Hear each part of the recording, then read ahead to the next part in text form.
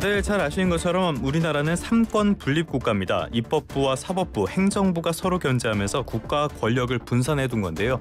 이게 잘 작동을 하고 있느냐 이 부분에 대해서는 이견이 많을 것 같습니다. 잘 작동하지 않는다고 보시는 분들이 더 많을 것 같아요.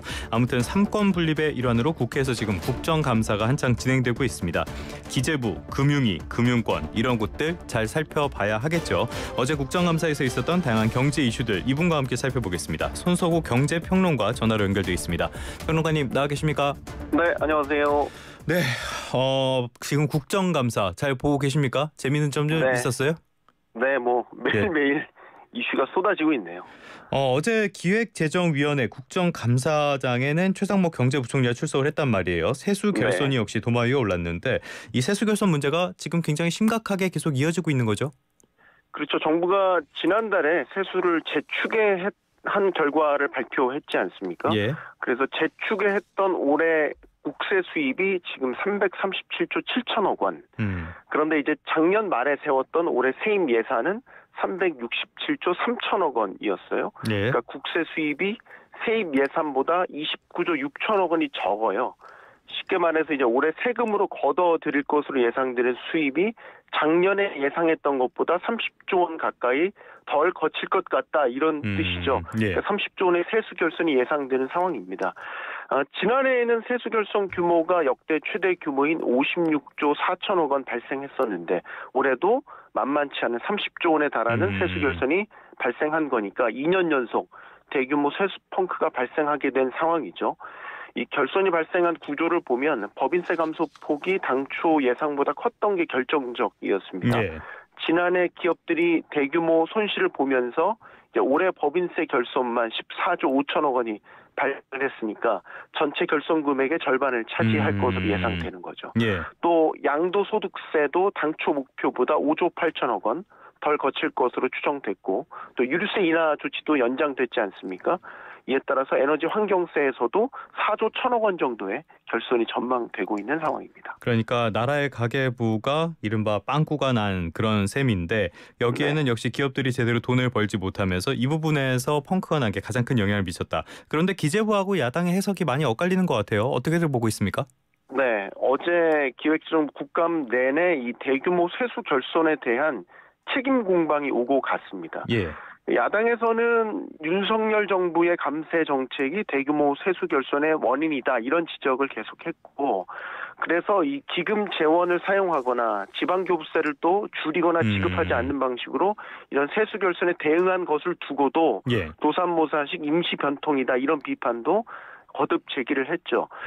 또 세수 추계에 계속해서 실패하고 있는 것에 대해서는 국정조사를 실시해야 된다라는 정도의 강도 높은 질타도 있었고요. 예. 아예 이럴 거면 윤석열 정부의 재정정책 기조 전환해야 된다라는 지적도 나왔습니다. 야당의 공세에 이 최상목 경제부총리 겸 기획재정부 장관 세수 결손에 대해서는 책임감을 무겁게 느낀다면서도 야당의 지적에 대해서는 조목조목 반박하는 모습을 보였는데 먼저 세수 결손 원인이 감세 정책 때문이다 이런 지적에는 동의하기 어렵다 이렇게 답을 했고요. 대응 방식에 대해서도 국채를 발행하는 것보다 기금의 여유 재원을 활용하는 게 차선책이었고 불가피한 측면이 있었다 이렇게 답을 했습니다. 재정정책 기조를 전환해야 된다 이런 지적에 대해서는 재정의 지속 가능성을 포기하고 재정 지출을 확장으로 하라는 뜻으로 이해되는데 맞는 방법인지에 대해서는 논의가 필요하다면서 부정적인 입장을 나타냈고요. 이 감세 정책 자체에 대해서는 이론이 있긴 하지만요. 세수 추계가 거듭적으로 이렇게 실패하고 있다는 점, 이 부분은 좀 되돌아봐야 되는 그런 지점이라고 생각해 볼 수가 있겠는데요. 그런데 이 세수 결손 대응책을 마련하겠다라고 최상목 부총리가 이야기를 하긴 했는데 추경은 하지 않겠다는 입장을 거듭 강조한 것 같아요. 왜 그렇게 보고 있는 겁니까? 네. 세수 결손에 대해서는 이제 여러 가지 원인을 지목을 할 수 있는데 지금 윤석열 정부의 기조 자체는 재정의 건전성을 높이는 방향으로 계속해서 이야기를 하고 있지 않습니까? 그렇기 때문에 지금 상황에서 국채 발행을 통해서 어떤 그 부족한 세수분을 메운다라는 것에 대해서는 현재 윤석열 정부의 기조와는 맞지 않다라고 보고 있는 거죠. 예. 최근 이와 관련해서도 이제 여러 지적들이 나오고 있긴 하지만 국제 발행을 많이 한다라는 거는 정부 입장에서는 갚아야 될 빚이 많아진다는 거니까 그렇죠. 국가 채무가 늘어난다라고 보는 거죠. 또 과도하게 발생하면 또 시장에서도 국채를 사줄 국내외 기관들이 그만큼 또 높은 금리를 요구하게 되니까 정부 입장에서는 비용도 늘어나게 되고 장기적으로는 이게 또 국가 신용 등급에도 부정적인 영향을 미칠 수 있기 때문에 이런 부분들 말고 지금 정부가 계속해서 얘기하고 있는 기금의 여유제를 활용한다라든지 아니면 지방교부세를 조정하는 방식으로 계속해서 대응해 나가겠다라는 입장을 거듭해서 밝혔습니다. 네, 알겠습니다. 계속 야당 쪽에서 추경이나 이런 부분들에 대한 이야기가 나오고 있는데 이런 식으로 예산을 쓰는 것들이 과연 적당한 방법인지 이런 부분에 있어서는 논의가 좀 많이 필요해 보이고요. 너무 쉽게 꺼내는 카드가 아닌가라는 생각도 듭니다. 아무튼 지금 상황을 보면요. 수출 자체는 꽤 잘 되고 있는 상황이란 말이에요. 그런데 내수 경제 쪽으로는 이런 수출 경제의 온기가 퍼져나가지 않고 있다는 점, 이런 점이 좀 문제라고 볼 수가 있겠는데요. 그러다 보니까 네. 우리 경제를 두고 위기론, 낙관론이 엇갈리고 있는 상황입니다. 최 부총리는 어떻게 경제를 진단했습니까? 네, 어제 국감에서도 이 경제 상황에 대해서는 야당과 또 정부 여당 간의 인식차가 분명히 드러나는 면이 있었습니다. 예. 야당은 윤석열 대통령과 정부가 경제 상황을 좀 지나치게 낙관적으로 보는 면이 있다. 그래서 국민들과의 인식, 눈높이가 다르다라는 점을 지적을 하면서 모 의원은 또 윤 대통령을 달나라 대통령이다 이렇게 비판하기도 네. 했는데요. 이에 대해서 최 부총리는 경제 상황을 낙관하고 있지는 않다. 하지만 정부 출범 당시 위기 상황에서는 벗어나고 있다라고 반박을 했습니다. 예. 수출과 물가 등 일부 지표에서는 긍정적으로 개선되고 있다는 견해도 밝혔는데요. 다만 이제 내수 부문의 회복이 미약하다는 점을 인정을 했습니다. 그래서 내수와 민간 소비를 살려야 된다라는 문제의식에 동감을 하고 소상공인 또 자영업자를 비롯해서 부문별 맞춤형 대책을 마련해서 대응하고 있다. 이런 답변을 내놨습니다. 말씀해 주신 것처럼 내수를 활성화할 수 있는 대책, 이거를 두고는 야권에서는 지역 화폐, 이거를 강조하고 있단 말이에요. 이걸로 네. 또 어제 공방이 있었던 것 같은데 실제로 이게 효과가 있다고 볼 수 있습니까? 민주당이 추진한 25만 원 전국민 지원법, 또 예. 지역 화폐 개정안 등은 사실 대통령 제2요구권 행사로 인해서 국회 제표글에 들어갔고 부결이 됐죠. 그렇죠. 어제 국감에서도 이 내수 경기 진작을 위해서 민생회복 지원금 또 지역 화폐가 필요하다라는 황명선 민주당 의원의 질의가 있었는데요. 최 부총리는 이에 대해서 소비 진작 효과와 관련해선 의견이 다르다라면서 선을 긋는 모습을 보였습니다. 예. 민생 회복 지원금이나 지역 화폐의 어떤 경제적 효과를 두고서는 사실 설왕설래가 있습니다. 그렇죠. 경기가 부진할 때는 사실 재정 적자를 감수하고도 적극적인 재정을 펼쳐서 내수를 진작을 해야 되는데 민생 회복 지원금이 그런 역할을 할 수 있다고 보는 것이죠. 찬성하는 쪽에서는 이제 코로나19 팬데믹 당시에 지역 화폐와 연계한 재난지원금이 지급됐지 않습니까? 예. 그 재난지원금을 통해서 전통시장이나 골목상권, 소상공인 등의 매출 증대 효과를 이끌어냈다라는 점을 이야기를 하고 있는데 반대하는 쪽에서는 이렇습니다. 소비 진작의 효과는 투입만큼 걷어들이지 못한다, 미미하다라는 점을 이야기를 하고 있고 예. 오히려 이게 물가를 더 자극할 여지가 있다라는 점을 계속해서 얘기를 하고 있습니다.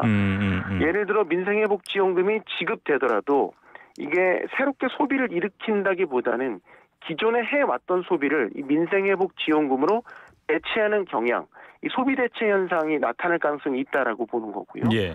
또 이게 지역화폐 형태로 지급될 경우에는 발행 비용이 또 일부 나가기 때문에 이런 부분들이 상쇄가 되는 면, 또 지역에서 이 지역화폐를 쓸 경우에는 일종의 할인이 일어나기 때문에 소비 진작 효과가 투입 비용만큼 다 나타나지 않는, 떨어지게 될 것이라는 지적도 나오고 있습니다. 참 복잡하고 의견이 많이 엇갈리는 부분인데 이런 것들, 민생회복지원금 같은 것들을 이전소득이라고 하는데요. 실제로 경제 쪽에서 많은 연구를 해보니까 이전소득 같은 경우에는 쓰는 돈에 비해서 경제적인 효과는 작다라는 건 어느 정도 검증되어 있는 사실이고요. 기본소득도 역시 선별 지원이 더 효과적이다라는 샘 올트먼의 최근에 그런 어떤 견해 같은 것들도 전해진 바가 있습니다. 아무튼 이번에는 정무위원회 쪽, 금융 쪽 다루는 정무위원회 쪽 쪽으로 한번 가보겠습니다. 전 임원 친인척 부당 대출로 논란을 빚었던 우리금융의 임종용 회장이 국감에 출석을 했다고 하는데 어떻게 네. 무슨 이야기를 했습니까? 네, 임종용 우리금융그룹 회장 어제 금융위원회 국정감사 일반 증인으로 출석을 했어요. 예. 이게 4대 금융그룹 회장 중에서 국감에 출석한 게 임 회장이 처음이었습니다. 네. 임 회장이 국감에 출석할 수밖에 없었던 이유가 있었죠. 그렇죠. 떠들썩하게 전해졌지만 손태승 전임 회장의 친인척 부당대출 의혹과 관련해서 지금 전 국민적인 질타를 받고 있지 않습니까? 네네.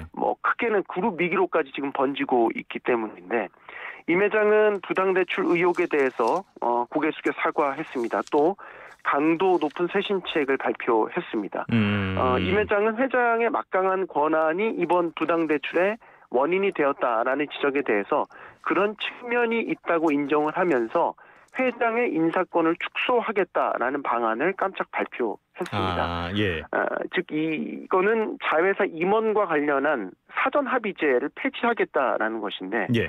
그동안 우리금융은 이제 지주사뿐 아니라 자회사의 대표나 임원을 임명할 때에 해당 자회사 대표가 그룹 회장과 사전 합의를 거쳐야 했고 이 때문에 회장의 권한이 과도하게 커져서 이런 부당 대출 같은 내부 통제 실패가 발생했다라는 지적이 있었습니다.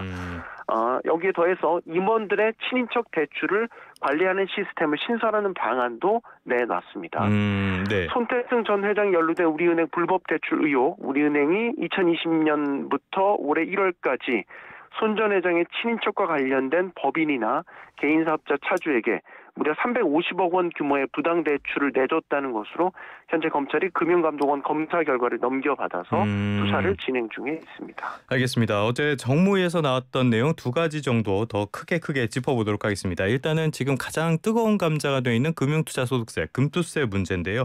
어제 정무위에서 여러 가지 이야기가 나왔다 그러는데 국회에서 폐지 논의 속도를 내야 한다라는 이야기도 나왔나 봅니다. 이거 누가 한 얘기입니까? 네. 김병완 금융위원장. 금융위원장이요? 네, 예. 이야기를 한 거고요. 일단 금융투자소득세와 관련해서는 불확실성이 좀 빨리 종식될 필요가 있다. 그래서 국회에서 빨리 결정을 해줬으면 하는 바람이 있다라는 입장을 밝혔습니다. 예. 또 금투세 시행을 했었을 때에 투자 자금이 빠르게 이탈하고 이에 따라서 증시가 더 위축될 수 있다. 이런 지적도 있었는데 여기에 대해서도 김 위원장 그런 우려를 가지고 있다라는 점, 공감한다는 점을 이야기를 했습니다. 예. 또 이날 국감에서 얘기한 게 밸류업 정책에 대한 이야기였어요. 예. 밸류업 국내 증시의 디스카운트 해소를 위해서 지금 정부가 추진하고 있지 않습니까? 여기에 대한 지적도 다수 제기가 됐는데요. 특히 이제 최근에 공개됐었던 코리아 밸류업 지수와 관련해서는 구성 종목의 선정 기준을 이해할 수 없다라는 지적이 잇따랐습니다. 즉 주주 환원에 인색한 기업이 종목으로 편입되는 경우 이런 것들에 대해서도 투자자들의 관심에서 멀어졌다는 지적도 나왔고요. 그렇죠. 예. 이에 대해서 김 위원장은 자본시장 선진화를 위해서 시장 질서 확립, 또 자본시장에 대한 접근성을 높이는 것, 주주가치 기업 경영 확립 등을 위한 조치들을 추진 중이라면서 향후에 공매도 전산 시스템 구축에 대해서도 차질 없이 추진하겠다 이렇게 강조했습니다. 또 공매도까지 이슈가 조금 거론이 됐었고요. 또 하나의 이슈를 꼽자면은 최근에 티맵 사태, 티몬과 위맵 사태 이걸로 소비자들의 피해가 굉장히 많았었는데요. 어제 국감에서 외부 감사 기준이 느슨하기 때문이다 이런 지적들도 있었다고 해요. 김 위원장이 어떤 답변을 했습니까? 네, 또 어젯밤에는 구영배 큐텐 대표에 대한 구속영장이 이제 기각이 되는, 그렇죠. 기각이 되기도 했었죠. 어제 이 티맵 사태에 대한 지적도 계속해서 있었는데, 국민의힘 김상훈 의원은 이 신외관법의 허점에 대해서 이야기를 했습니다. 이 주식회사나 일정 요청을 갖춘 유한회사도 외부 감사를 의무적으로 받도록 하는 게 신외관법인데. 신외관법이 시행되면서 회사 형태를 유한 책임 회사로 변경한 회사들이 부쩍 늘었다. 이게 외국계 기업들의 행태를 꼽은 것이었거든요. 그러니까 외국계 기업들의 한국 현지 법인이 유독 유한 책임 회사로 조직 형태를 변경하는데 그 이유를 보면 국내에서 벌어들인 이익을 배당을 통해서 해외로 빼돌리는 데 용이하고 또 우리나라에 내야 될 법인세 같은 건 회피하기 위한 이런 목표로 하고 있는 게 아닌가라는 지적을 했고요. 그래서 회사 형태와 관계없이 자산이나 매출액이 일정 규모 이상일 경우에는 외부 감사 대상으로 하는 제도적 개선 장치가 필요하다. 이런 부분들을 지적을 하면서 김 위원장이 질의를 했습니다. 또 하나 아까 말씀하셨던 최근 티메프 사태와 관련돼서도 구영배 큐텐 대표가 큐텐 코리아라는 유한 책임 회사로 출발을 했고 그리고 나서 무리한 기업들에 대한 인수 또 불투명한 회계 처리로 정산 지연 사태를 빚은 것이라는 점도 꼽았습니다. 이에 대해서 김 위원장은 유한 책임 회사가 전환되거나 늘어나는 부분에 대해서 외관법 적용 회피나 이런 부분도 일부 작용하고 있다는 생각이 든다면서 회사 형태와 관계없이 외부 감사를 받도록 하는 방안을 검토해보겠다 이렇게 답을 했습니다. 알겠습니다. 다양한 이슈들이 있었는데 국정감사라는 것은 국회의 중요한 책무이자 막강한 권한이기도 합니다. 문제는 이게 제대로 된 감사보다는 정쟁의 장으로 돼서 무용론까지 나오고 있다는 점인데요. 올해는 좀 다를까 상황을 지켜봐야겠습니다. 지금까지 손석구 경제평론가와 함께 국정감사에 둘러싼 다양한 경제 이슈들 짚어봤습니다. 오늘 말씀 고맙습니다. 감사합니다.